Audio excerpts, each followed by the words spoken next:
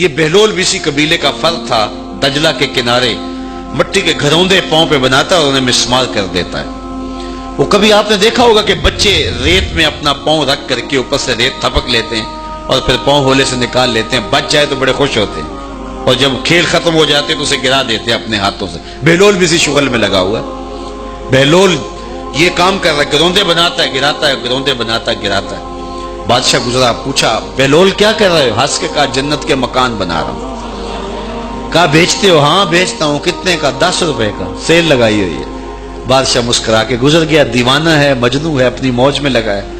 پیچھے سے ملکہ زبیدہ بھی آ رہی تھی، اس نے بھی دیکھا، کہا بہلول کیا کر رہے ہو؟ کہا جنت کے مکان بنا رہا ہوں۔ کہا بیچتے ہو؟ ہاں 10 روپے کا بیچتا ہوں۔ 10 روپے بادشاہوں کے لیے کیا ہوتے ہیں؟ 10 درہم نکالے، اس کو دیے، اس نے دریائے دجلہ میں پھینک دیا۔ فقیر اتنی دیر تک فقیر نہیں بنتا۔ داتا صاحب فرماتے جب تک مٹی کا ڈھیلا اور سونے کی ڈلی اس کی نظر میں برابر نہیں ہو جاتا۔ اور ایک مکان کے گرد، ایک وہ گھروندے کے گرد دائرہ لگایا، کہا یہ تیرا ہوا۔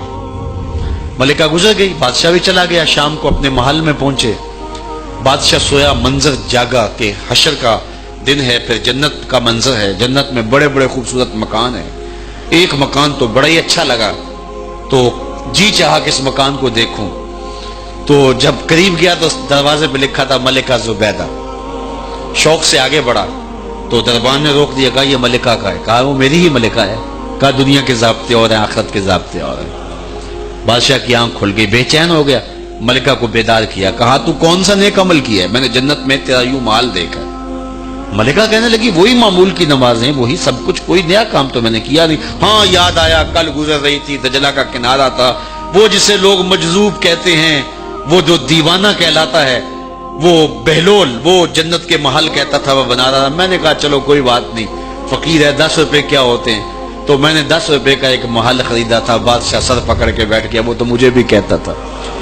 میں دیوانے کی بات سمجھ کے گزر گیا۔ اگلے دن بادشاہ قصدن گزرا۔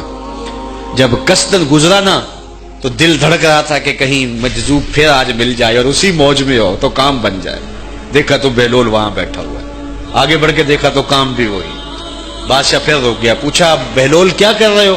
اب دل دھڑک رہا تھا کہ مجذوب ہے، کوئی اور بات کہہ دے تو چلو اچھا ہو کہ وہی جواب دے دے۔ اس نے وہی جواب دیا، جنت کے محل بنا رہا ہوں۔ بادشاہ کا کچھ دل ٹھہرا، پھر کہا اچھا بیچتے بھی ہو؟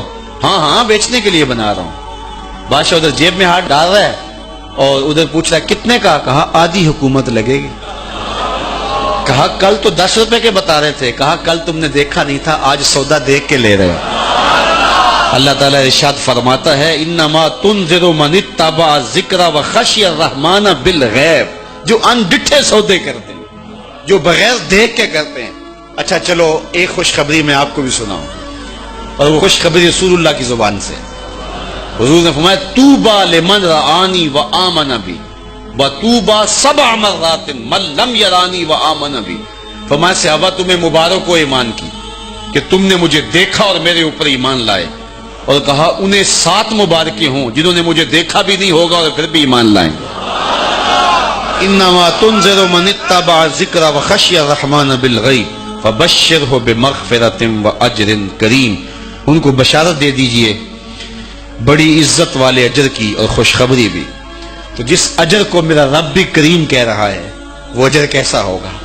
تو یہاں تو لہجہ دم توڑتا ہے اور الفاظ ساتھ نہیں دیتے کہ اجر کریم کی کیا تعریف کریں جس اجر کو میرے رب نے بھی کریم کی صفت سے موصوف کر دیا ہے۔